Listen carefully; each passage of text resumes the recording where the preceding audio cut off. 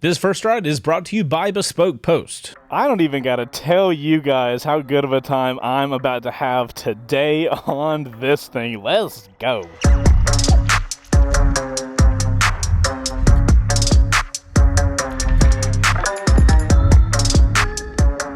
What's going on, everybody? Chaseontwowheels here at Mountain Motorsports in Roswell, Georgia. In front of us, yes, there's a 2023 bone stock MT10 from our buddies over at Yamaha. Yamaha has currently let us do a long-term loan on the MT10 SP, and I did do the press launch of this motorcycle up in North Carolina. It was an incredibly fun time, but I haven't got to do a first ride on this one yet. What I'm personally really interested in is, am I going to notice a big difference between this and the MT10 SP that I've been riding around as my daily? I cannot wait to get this thing started. So guys, it's a first ride, so we got to start this out and let's see what it looks like and let's see what it sounds like, because my God, it sounds good.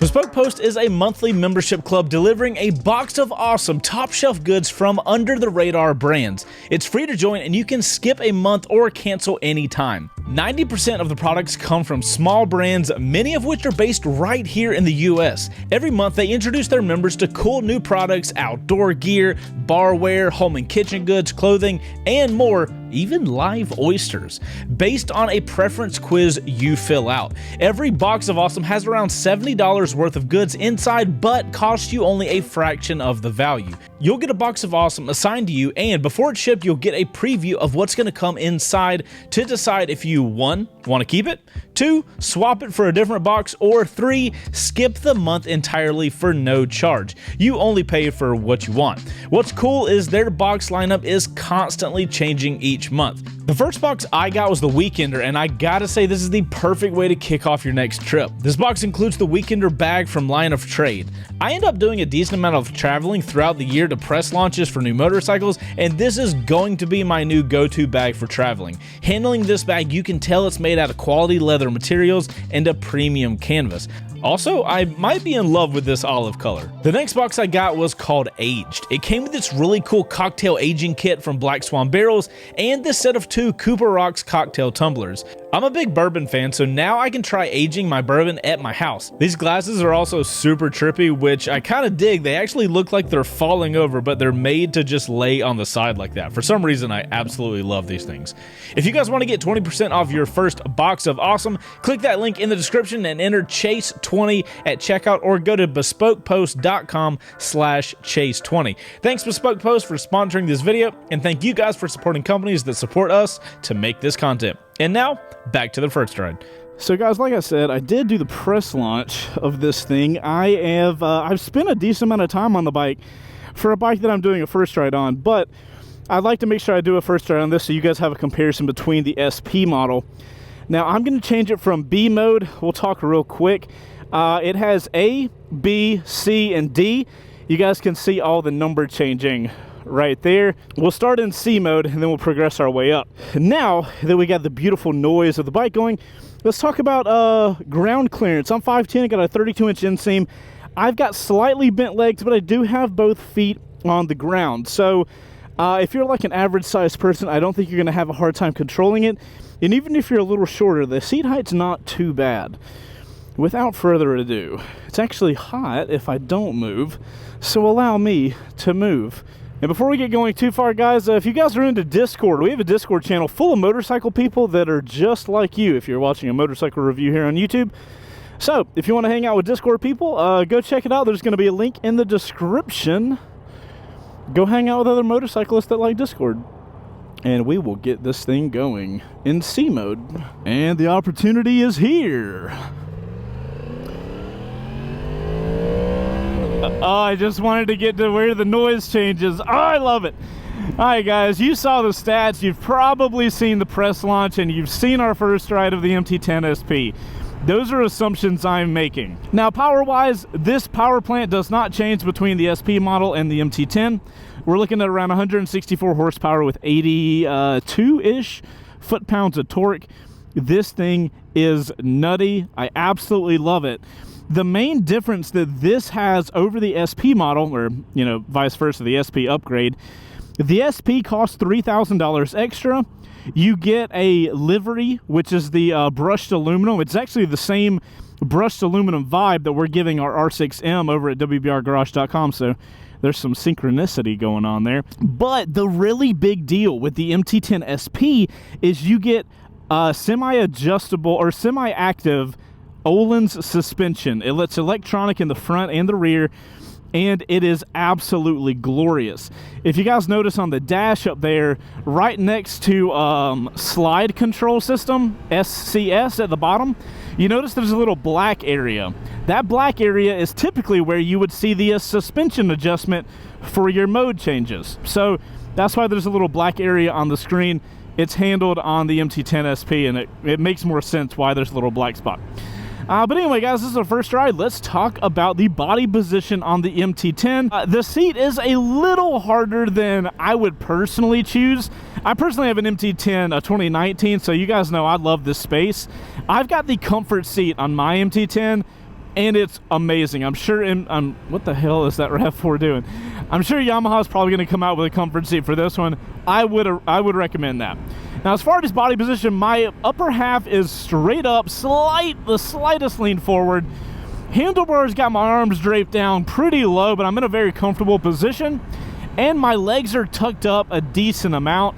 I love this position. The MT10 that I rode up in North Carolina on the Blue Ridge Parkway, man, we were sending that motorcycle, and that was the first time I had ridden the bike. This body position allows you to get extremely aggressive and get up on your handlebars. It's so comfortable to ride hard. I know that doesn't really make sense. Typically, a bike that you ride hard doesn't feel great. It's either you get comfortable or you get aggressive, and you know, you have the ability to really send it.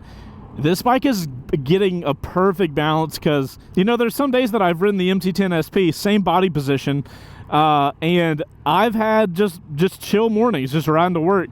And then there's other mornings I've been a little more spirited, and the bike is super compliant. This body position works for a big range of abilities. So typically, guys, right now I would choose mode B because I'm in C mode. I'm not going to go D mode. D mode's cutting power and everything, and I don't really feel like you guys need me to go into that mode. Just keep in mind, D mode makes this motorcycle almost an MT07. It makes it very slow. C mode is the mode that actually tapers the power down a lot, but I believe you can still get to full power. B mode is the mode that gives you full power and it just tapers it off just a tad. And then A mode is like pure psychopath mode. You got everything. So those are the modes. I'm currently in C mode, and from what I understand and what I've tried, I cannot change modes unless I'm stopped. So I'll get into neutral and watch. Mode C, it's still blacked out. Watch what happens when I come to an actual stop. It'll turn white. It's turned white. I can now change the mode to B mode. B mode is the mode we are now in. To my knowledge, the only way to change the modes is to not be moving. You guys can let me know if I'm wrong in the comments, but here on the bike, I can't figure out any other way to change it. So as far as the modes go, guys, C mode's not bad if it's rainy outside or something like that. That's the typical mode I've been dropping into. Or if I'm just like really tired and don't want all the power, I jump to C mode. I've noticed that when you ride around in mode B, which is the one we're in, and that's my current favorite mode for this bike, I've noticed when you're used to mode B and you go to mode D, which is the lowest mode, the bike does not respond and ride the way I expect it to, at least with the SP model. And I almost find myself having more dangerous situations because the bike doesn't do exactly what I expect it to do, because the power is cut so much. And that's their rain mode. It's doing what it's supposed to do, but something just really throws the bike off to me personally in D mode, so I'm not really a big fan. Now, what I'm a huge fan of is mode B. Mode B is literally the perfect combination for this motorcycle of throttle response, power delivery. It is just a real golden zone, and gives me so much confidence as a rider. I find myself in mode B in almost every single situation. City streets, highway riding, more aggressive riding in the mountains or something like that, I'm always in mode B. A mode's cool. If you're doing a highway pull, when we get up here on the highway, I'm going to get it in mode A. It's very aggressive, very snappy, but mode B gives you all of that power basically, but it just curves the edges, and I think Yamaha did such a good job dialing in their B mode that it is... I imagine the majority of you guys out there are probably going to enjoy B mode the most, and that's the mode we're in right now. As far as riding the MT10 as a city bike kind of around, there's a couple things that I want to just point out that I've noticed while having that time on the MT10 SP, so I have a better knowledge base. One, and we'll talk about this later more, and I can show you guys, but the steering stem lock is not very far. If you guys notice, that's as far as it goes. Like, that's the max. And when you're going like super slow and you're trying to maneuver, I'm kind of getting used to these adventure bikes that have a really wide steering stem lock, and then I jump on the MT10, and my 2019 MT10 has the same problem. It just doesn't have a lot of steering stem lock, so I'll go to do a really tight turn, and I'll hit the steering stem lock, and I'm like, oh shoot. That's more of an issue that you'll find in a parking lot. You're not going to have that problem while you're going. There's obviously more than ample steering stem lock, so you don't got to worry about anything while actually moving. Secondly, the balance of this motorcycle. Weight-wise, they're coming in at about 467. Surprisingly, the stock MT10 is a little lighter than the MT10 SP. I don't know why. I guess that's all the electronics for the suspension that it has to deal with. Weight-wise, not really an issue. I haven't had a problem with this bike at all, or the SP model. 467 pounds seems like a lot of weight, but it manages it really well. The body position helps with that. One thing I am starting to notice, though, we have a little bit hotter of a day today. I think we're in the 80s or something like that, which is not really hot for Georgia, but I am noticing the engine is getting a little warmer than I would expect a Yamaha Naked to get. It hasn't become like Ducati level. Like a Ducati Panigale would be like level 10, right? This I would say is like a solid 5 to 6. So not a problem yet, but if you live in a hot tempered climate, it's just something to keep in mind. I always ride with riding pants on. I got my REV'IT riding pants on today. And as long as you have a good riding pant on, you're not going to really worry. But if you're riding around in shorts like a dumbass, you're probably going to notice a lot of heat coming from the engine. So just stuff to keep in mind. All right, let's make this green so we can get this bike leaned over, because my God, that's where it belongs. Leaned over, having a good time. We're making it. Yes, my God. Yeah, there's the MT10 I fucking love. My goodness. All right, weight-wise, lean the bike over. I would say here, not moving, the bike feels like a middleweight.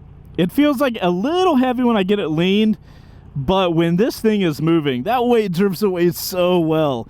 Yamaha always nailing the balance on their bikes.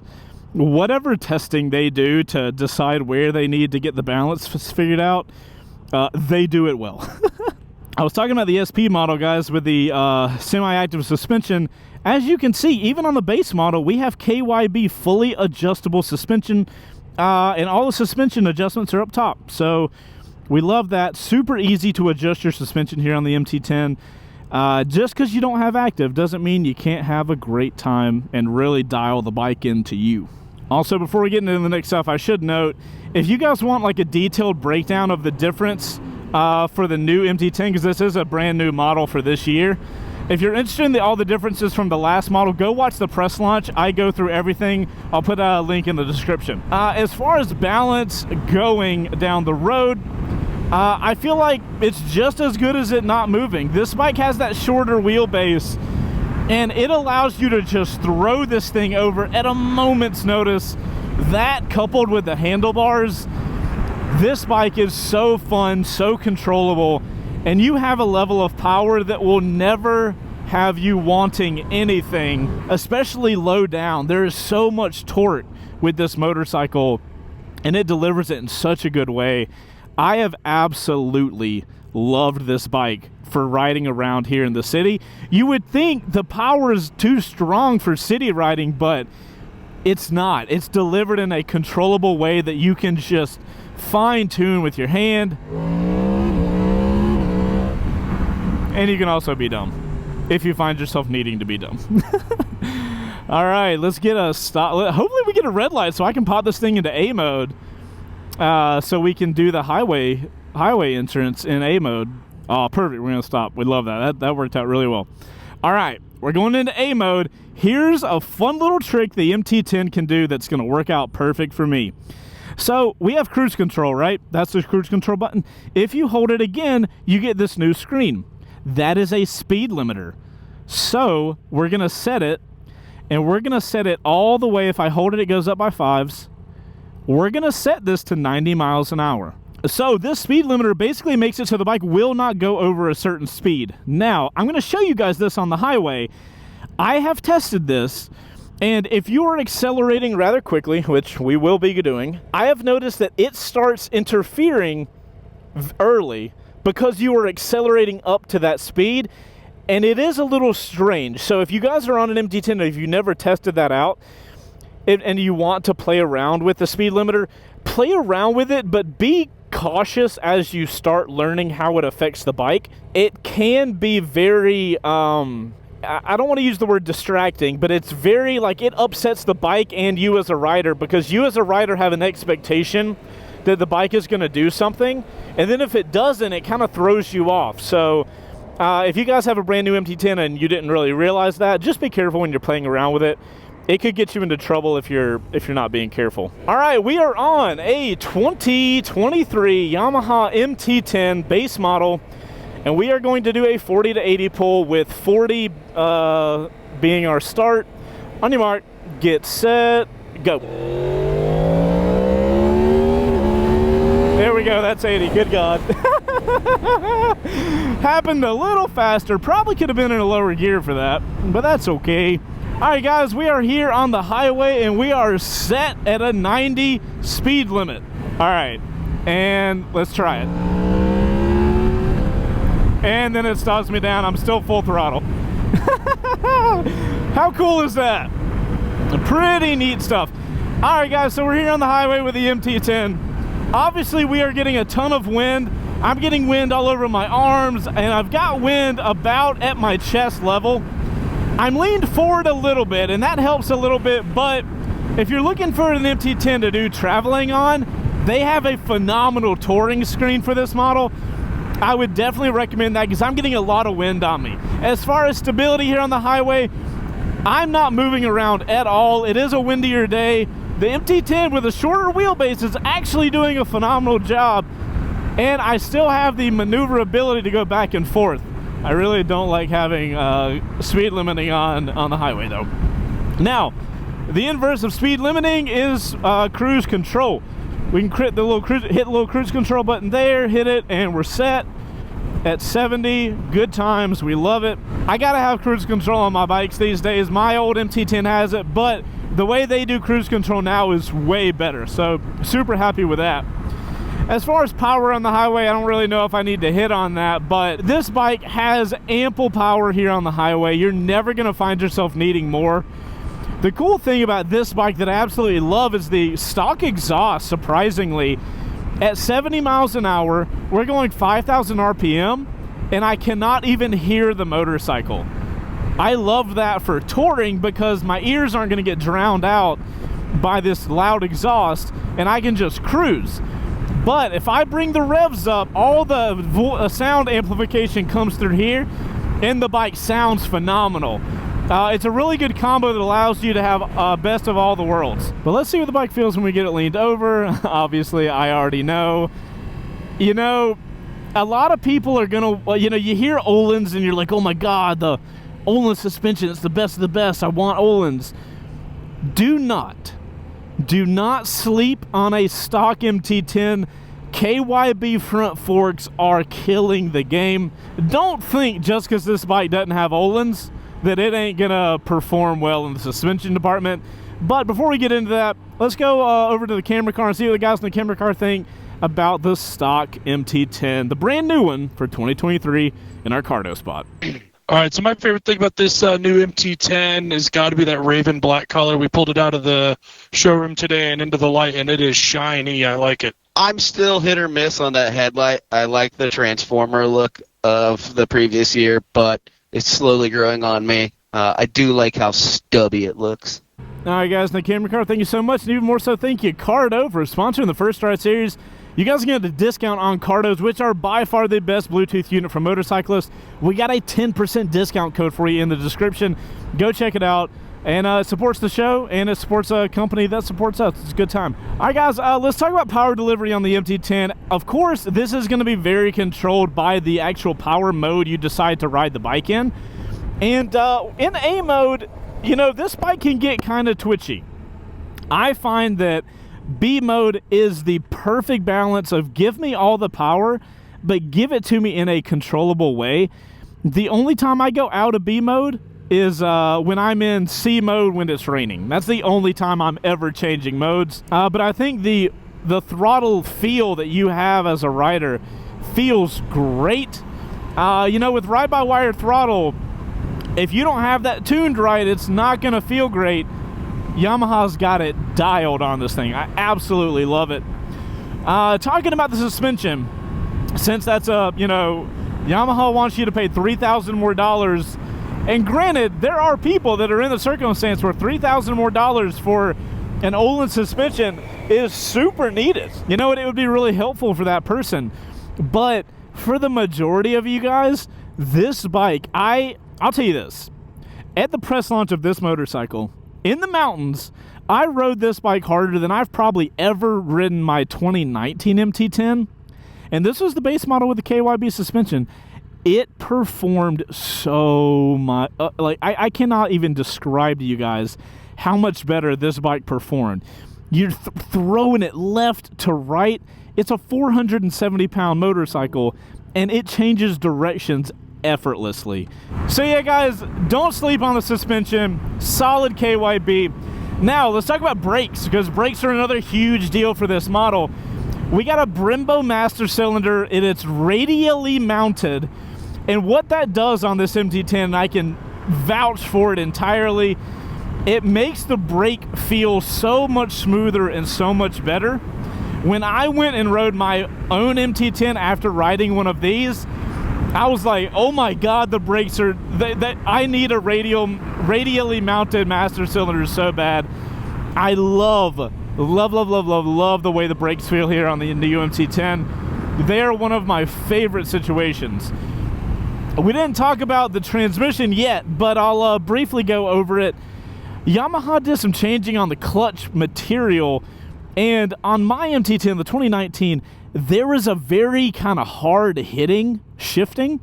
It has a quick shifter up. It doesn't have a quick shifter down like this model has up and down quick shifting. I wasn't sure what that clutch material change would really do, but that in combination of giving me a bike with an up and down quick shifter, it really makes the shifting of this bike, whether you do it yourself or you do it with the quick shifter, it's so smooth.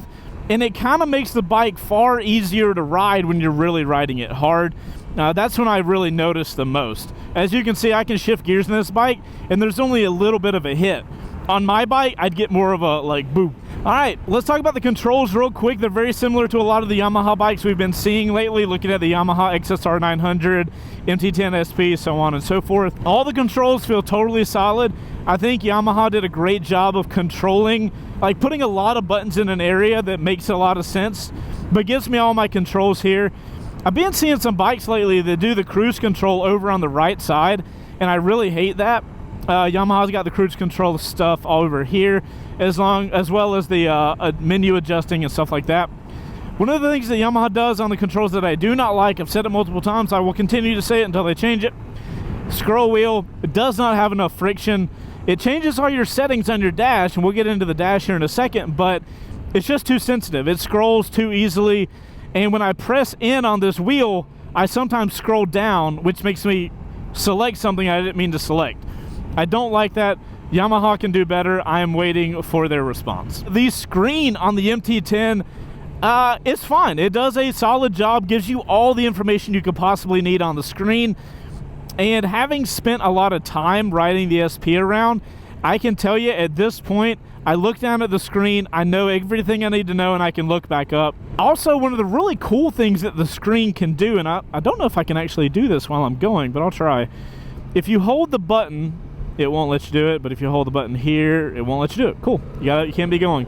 The YRC menu, I believe is what it's called, on this bike is basically where you can customize every single thing about every mode. So Yamaha sends the bike to you A, B, C, D, and they're set up appropriately the way I've been describing in this video. But if for whatever reason you want to go in and customize D mode to be your crazy mode, you can customize every single thing about every mode. So basically, you have 4 predetermined modes that are all customizable and you can make however you want. I love that. I think that's pretty cool, and it allows you to really dial in how you want this bike to perform. Talking real quick about the levers have felt really good. I've got no problems. They're curvy, they feel good on the finger, and they're adjustable. So we love that. I would probably end up getting aftermarket levers just so I could get some shorties or something like that, but if you were to stay with the stock levers, I think it would be fine. My only nick on Yamaha with the levers is they're silver on a otherwise mostly blacked out bike. I would have loved to see them be black, but you know, it's not a huge deal. But anyway, continuing the looks conversation, let's pull off and do a little walk around of the bike so I can take a look at it. A very contentious conversation about the MT10, it turns out. I guess it's always been like that, hasn't it? The MT10 has always been a polarizing motorcycle that nobody can agree on how they feel about the looks. So that is continued here. Alright guys, let's take a little second to do a little walk around 2023 MT10. Check out the black pearly stuff in the black. I didn't even notice that until we rolled this bike outside, and I'm like, dude, it looks like a starry night over here. Kind of crazy. All right, guys, here we are on the 2023 Yamaha MT10. The black is actually a good look, I think, on this bike. I think it just looks really stealthy. Obviously, you got to change that exhaust ASAP. Another thing I would recommend getting on this bike, I assume they make them for this model, or if they don't, they probably will.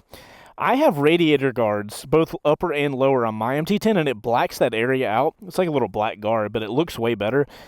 This bike definitely needs those. You change that, change the exhaust, and put a tail tidy on this thing. This look, I think, has officially grown on me. I'm starting to accept it as this is what an MT10 looks like these days.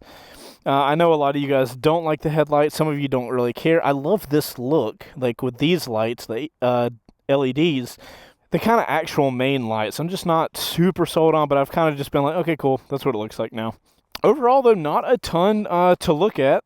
One of the things that I've noticed when people look at the MT10 SP when I've been out riding it around, I've noticed people focus on this area. And I believe this is the same frame as the R1, potentially. Could be wrong, but I think that. And these are actually, like, this little area is an area where it would use to clip in one of the side fairings. So kind of interesting that they're using the same frame. Unfortunately, it does make the MT10 look like it has random holes. Some people don't care. I personally don't care, but I've noticed a lot of people focus visually on that. Another thing I'm not a huge fan of with this bike is the tail. The tail on my MT10 is more angular, and I think I'm attracted to a more angular tail. This one's not bad. I don't really care about it, though, so it's like middle ground. You know what I mean? But overall, guys, that's the MT10. It's freaking solid motorcycle. And for a price tag of $14,200, I don't know if you can get better performance for price than with an MT10, honestly. Like, that's how it used to be. That's how it currently is. And I believe Yamaha is just staying dominant with this thing, personally. All right, guys, so that's the walk around of the 2023 MT10. Let's get back on this thing. Let's find out if I'm purchasing or passing right after we do a steering stem lock test. All righty. MT10, I'm sorry to do it to you, but I got to give you marks somewhere, and the steering stem lock test is probably the only time I'm going to be able to do that. So, steering stem lock, let's see what she's got.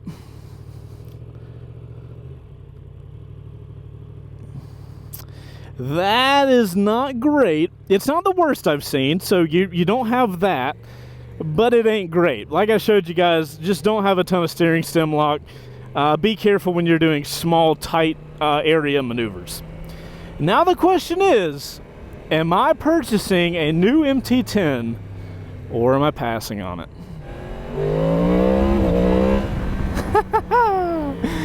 All right, guys. So, purchase or pass?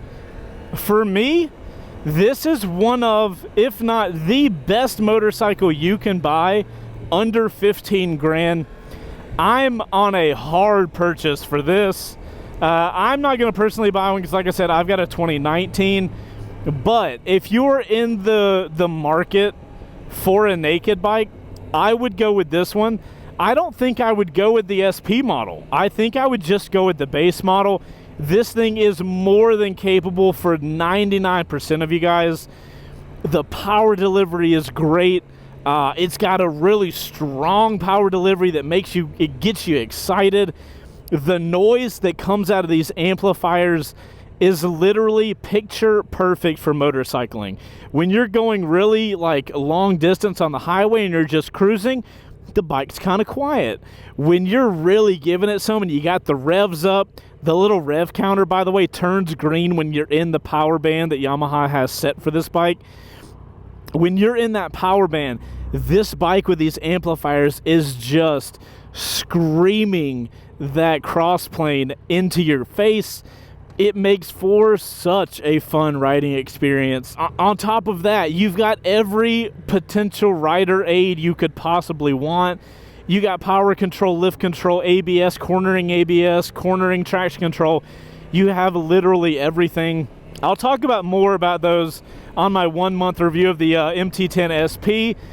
Let me go ahead and tell you guys now, the electronics are, I love them. As a rider of my ability, I absolutely love the electronics. They have been phenomenal. I'll dig into that in a future video though. And yeah, I feel like the price is totally understandable.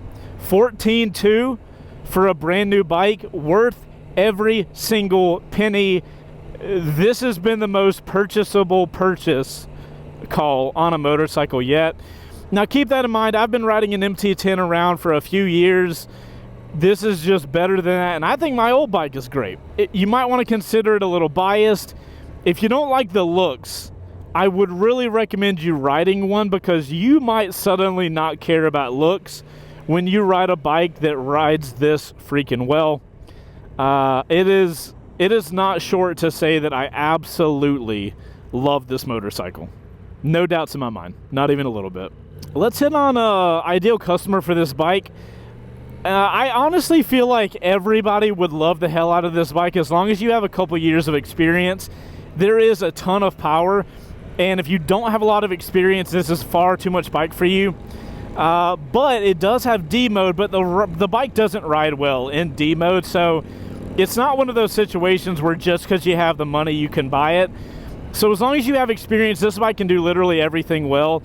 The only thing I would do a caveat to that with is if you're going to do a lot of touring, which it would still be great, get a comfort seat and a big windscreen, you'll be fine. And guys, that's going to wrap up the first ride here of the 2023 Yamaha MT10. As you can tell, I absolutely love this thing, and I think you guys will as well. Definitely check them out if you're in the market. if you're in the market, make sure to check out Mountain Motorsports. They have local dealers all over here in North Georgia. And you can get a discount. If you go into the description, you can get a discount on a bike at Mountain if you use that description link. It's a good time. Check them out. They got a ton of inventory. So check those guys out if you're in the market for a motorcycle. I'm Chaseontwowheels. You guys ride safe out there. And I'll see you on the next First Ride, which is one of the ones you should check out here at the end of the video.